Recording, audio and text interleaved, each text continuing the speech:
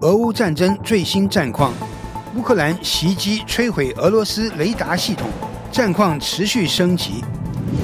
乌军空袭哈尔科夫俄军指挥部，海王星导弹精准打击布良斯克。乌军收复赫尔松左岸的俄军控制区，强渡第聂伯河。克里米亚首府突发剧烈爆炸，乌军袭击叶伊斯克空军基地。乌军打击俄军训练基地，克里米亚战科1遭遇袭击。英法计划派遣1万兵力支援乌克兰，大批美国志愿者涌向乌军。卢比欧透露川普俄乌战争 AB 计划，直指俄罗斯停火难题。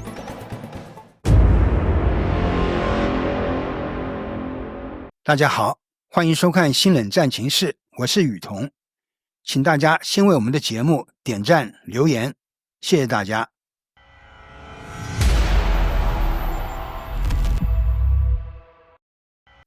2025年3月17日，俄乌战争进入第1118天，让我们来看看俄乌战场上最新战况。3月16日夜间，乌克兰再次对俄罗斯多个地区发动了大规模袭击。目前已知乌克兰无人机摧毁了俄罗斯的尤特斯 TM 雷达综合设备，这套设备能够实时跟踪360公里范围内的乌克兰飞机、导弹和无人机，并向俄罗斯防空部队提供最高可达2万米高度飞行物的数据信息。回到战场局势，在斯瓦托夫方向，乌克兰亚速第3突击军团成功收复了新奥赫里霍里夫卡村。当前收复纳迪亚位于新奥赫里霍夫卡北部的战斗正在进行，乌军已控制了该地区的大部分区域。在托列茨克方向，乌克兰的老牌劲旅93旅成功收复了托列茨克矿区，并在矿井支架上升起了国旗和军旗。在涅伯河方向，3月16日，乌军发起突袭，控制了科尔松卡村北部的多个阵地，并成功在左岸建立了滩头堡。这是自2024年下半年以来，乌军首次在涅伯河左岸展开行动，当前其意图尚不明确。在库尔斯克方向，乌克兰总参谋部证实乌军已经从苏贾撤退，朝乌克兰国境方向移动。经地理定位的镜头已经证实了俄军在苏贾的存在。有分析认为，俄罗斯从乌克兰前线调集精锐，并在朝鲜军队的帮助之下不断发动疯狂进攻。在这种情况下，继续死守这个地区并不明智。与其在一个地方与俄军进行消耗战，乌军选择撤退显得更为合理。毕竟俄罗斯不可能在千里战线上都保持足够的强度，乌军随时可能卷土重来，或者在其他地方开花。乌总参公布的16日战果，歼敌1210人。乌克兰武装部队总司令希尔斯基将军宣布，自2025年开始以来，由于乌克兰捍卫者的协调和专业工作，俄罗斯侵略者的总人力损失已超过10万人。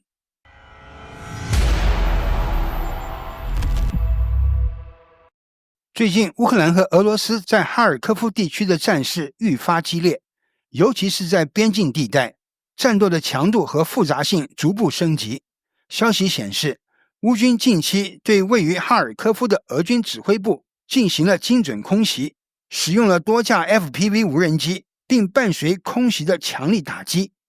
据 RBC 新闻报道，俄罗斯军队近期在哈尔科夫周围加强了进攻力度，并在边境外建立了多个据点，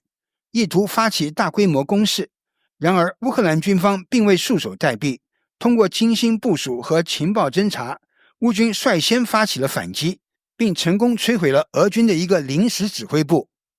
在3月16日，乌克兰军队向该指挥部发射了5架 FPV 无人机，并通过空袭进行了联合打击。根据现场视频显示，炸弹精准落在目标上，指挥部瞬间被炸成火海，浓烟弥漫，周围的武器库也被引燃，爆炸声不断。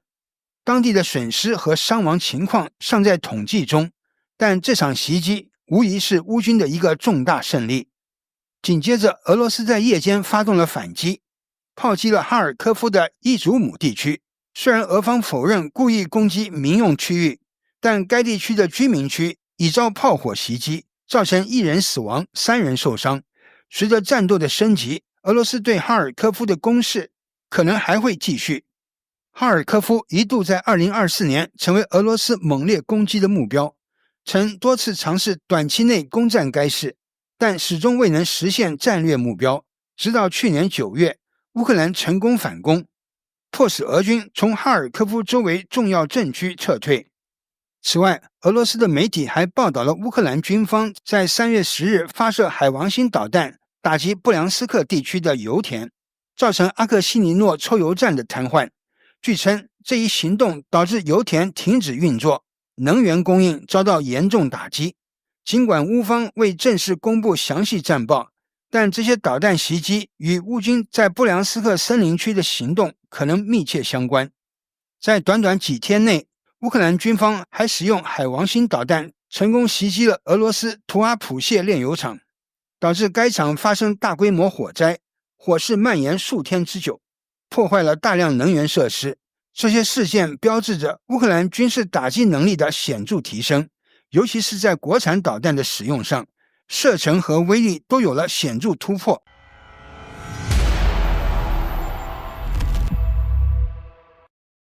最近，乌克兰军队在赫尔松战线展开了更为猛烈的攻势，局势不断升温。最新消息称，乌军已经成功收复了俄军在赫尔松左岸的一些关键区域。这一行动无疑让战场局势发生了显著变化。据诺尔报告报道，3月16日，乌克兰军队强行渡过了第聂伯河，发动了突袭，目标直指左岸的俄军阵地。战斗在清晨爆发，乌军凭借火炮和无人机的强力支持，突破了俄军防线，并成功占领了对岸的一个滩头堡。这一突破不仅是军事上的胜利，也为后续进攻铺平了道路。紧接着，乌军沿着这个滩头堡继续推进，逐步收复了多个失地。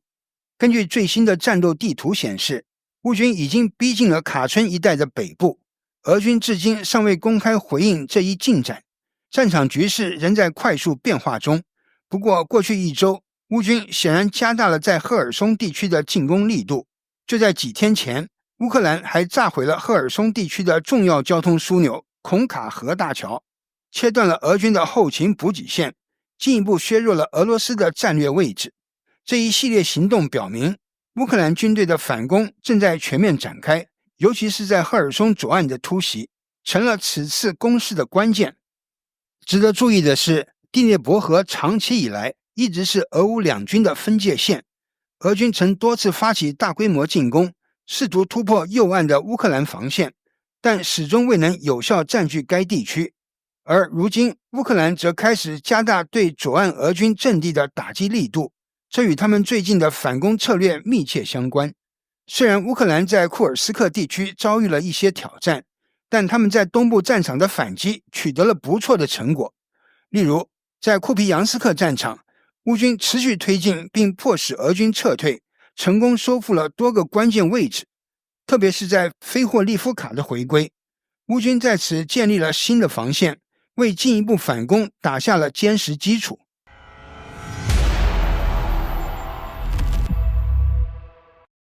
近期，乌克兰对克里米亚的攻击持续升级，引发了新的战事动态。3月16日，克里米亚首府新菲罗波尔发生了大规模爆炸，现场传来震耳欲聋的爆炸声，并伴随大范围火灾。俄媒 Astro 报道称，爆炸发生在新菲罗波尔的马里诺区，并迅速蔓延至周围地区，火势甚至波及到大学城附近。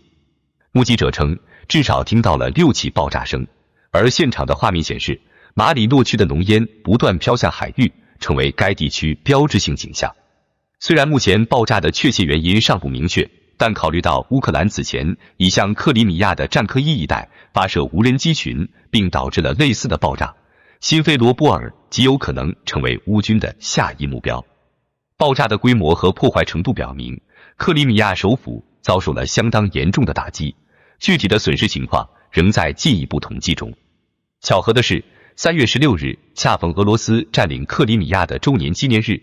2014年这一天，克里米亚举行了所谓的公投，并宣布加入俄罗斯。尽管这一行动并未获得国际社会的广泛承认。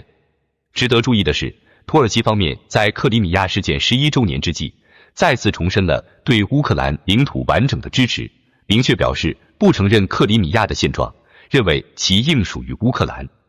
在此背景下，土耳其继续向乌克兰提供军事支持。土耳其军工企业 BMC 发布报告称，已向乌克兰交付了687辆 MRAP 系列装甲车，并在2024年向乌方交付了军舰，帮助重建乌克兰的海军力量。与此同时，3月17日的夜间，乌军继续对克里米亚及其周边地区发起打击，空袭了临近克里米亚的克拉斯诺达尔边疆区的叶伊斯克空军基地。无人机袭击迅速引发了激烈的空中交火，俄军启动了防空系统进行反击。尽管战况尚未完全明朗，但当地居民表示，叶伊斯克海域附近先后传出了多次爆炸声。近几天，乌克兰加大了对俄罗斯南部的空袭力度，克拉斯诺达尔和克里米亚等地都成为了连续攻击的目标。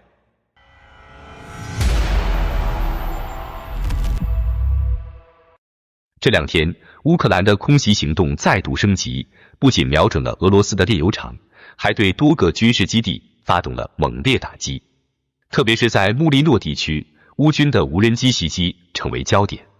3月15日夜间，乌克兰军队向俄罗斯夏诺夫哥罗德州的穆利诺发射了10几架无人机，精准击中了第333战斗训练基地。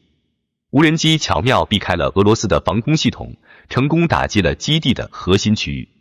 随之而来的是剧烈的爆炸声和强烈的火光。从现场视频来看，基地内的浓烟弥漫，现场一片狼藉。据报道，基地的行政大楼严重受损，至少有2名俄军士兵受伤。尽管俄罗斯方面尚未发表评论，但无可否认的是，这个基地对俄军至关重要。第333训练基地不仅为俄罗斯陆军提供培训，还承担了俄空降部队和海岸部队的训练任务。这个综合训练中心可以说是俄罗斯海空军的核心之一，如今却成为了乌克兰的新打击目标。随着空袭不断升级，乌克兰似乎正加大对俄罗斯重要军事设施的打击力度。与此同时，克里米亚的战科伊地区也遭遇了猛烈空袭。当地埃萨姆拉杜湾伊一带传来震耳欲聋的爆炸声，远处的海岸线甚至可以看到熊熊大火。尽管当前战场信息有限，但有消息称，除了无人机外，乌军可能还使用了远程导弹。考虑到4天前美国恢复对乌克兰的军事援助并解除了武器限制，外界推测乌军可能已经使用了风暴1型导弹向克里米亚发起攻击。战科伊作为克里米亚的重要军事枢纽，尤其是拥有俄罗斯空军基地的地位，使其成为了乌军的重点打击目标。随着卫星数据的发布，更多的战况细节预计将陆续浮出水面。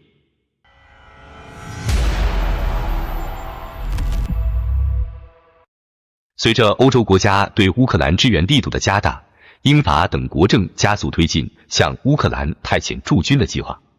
最新消息显示，这一计划已经逐渐成型，并得到更多国家的支持，部署兵力将超出最初的预期。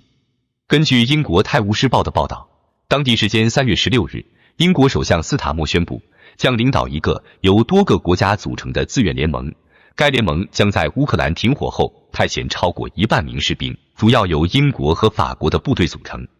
这一决定得到了包括德国、加拿大和澳大利亚在内的多个国家的积极响应，纷纷表示愿意派遣驻军加入这支国际力量。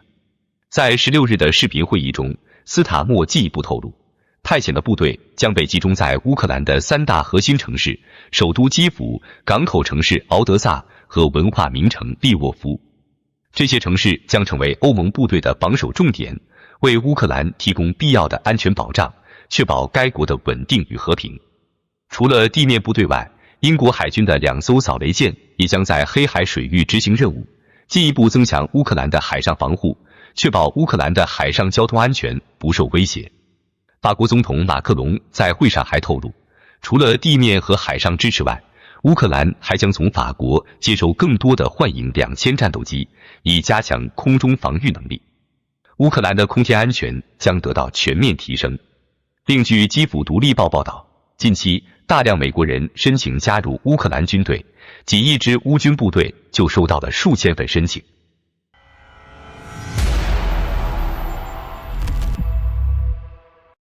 在近日播出的哥伦比亚广播公司 CBS 专访中，美国国务卿卢比欧披露了川普在俄乌战争中的2阶段 AB 计划，透露了双方停火及未来谈判的策略。这一计划的曝光不仅令人瞩目，也让公众对和平谈判充满期待。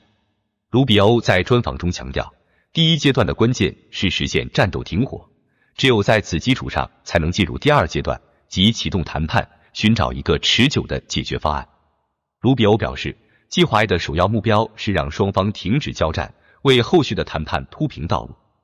他补充道，第2阶段的目标是让各方坐下来谈判，尽管这可能不是所有人亲自到场，有可能通过穿梭外交等方式进行。他还坦言，第2阶段并非易事，但必须在第1阶段完成后才可能启动。当主持人问及俄罗斯是否采取拖延战术，以及川普中东特使威科夫与普京会晤有何看法，卢比欧回答，我认为那是一次有希望的会议。正如我一再强调，我们不会在公开场合进行谈判，希望能尽快有消息宣布。虽然我无法保证，但我认为这次会议和交流充满希望。卢比欧坦言，俄乌战争非常复杂，并补充，这是一场非常复杂的3年战争，涉及非常长的军事前线进行，充满各种复杂性。因此，没有人说这会是容易的。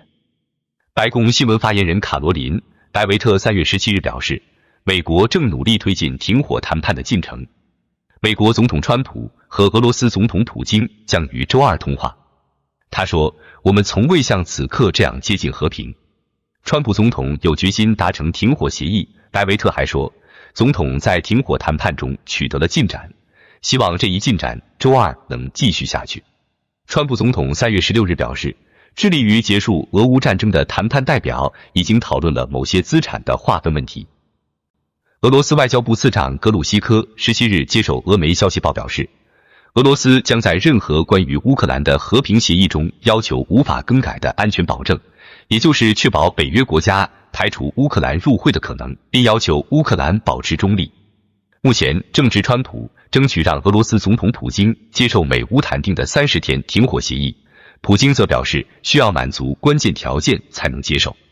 在与消息报的采访中，俄罗斯外交部副部长格鲁希科没有直接提到停火问题，但他强调，任何持久的和平协议都必须符合俄罗斯的核心要求。他明确表示，我们将要求不可更改的安全保证成为协议的关键内容。格鲁希科指出，这些安全保证包括确保乌克兰保持中立，并要求北约拒绝接纳乌克兰成为成员国。此外，他重申了克里姆林宫的强硬立场，特别是在乌克兰境内部署北约观察员的问题上。他强调，不论是以欧盟、北约还是任何国家的名义，在乌克兰部署部队都无关紧要。若部队进入，那就意味着他们会在冲突地区展开行动，这些部队将承担冲突方的所有责任。格鲁希科进一步指出，只有在达成和平协议后，才能讨论是否部署无武装的冲突后观察员。他表示，我们可以讨论无武装观察员或民间性质的使团来监督协议的执行或保障机制，但目前这些都仅是空谈。他还强调，基辅的欧洲盟友应该理解，只有排除乌克兰加入北约的可能性，并消除在其领土上部署外国部队的潜在威胁，才能有效促进该地区的稳定。他补充道，只有这样，乌克兰及整个地区的安全才能得到真正保障，因为冲突的根本原因之一将被消除。好的，感谢您一口气看到最后了，这是对我们最大的鼓励和支持。要看最全面、最及时准确的战场热点报道更新，就请每日锁定新冷战情势。如果您喜欢我们的节目，也请您点赞、留言、订阅，把视频分享出去，让更多的人看到这个节目。想要赞助我们的朋友，可以打开超级感谢打赏赞助，帮助我们能持续做出更多好节目。谢谢大家。